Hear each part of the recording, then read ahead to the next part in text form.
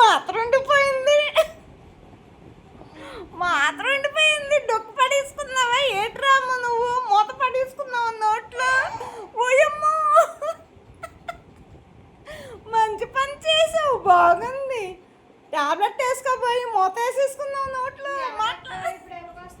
పద పద హాస్పిటల్కి పద పద. మాటలు రా.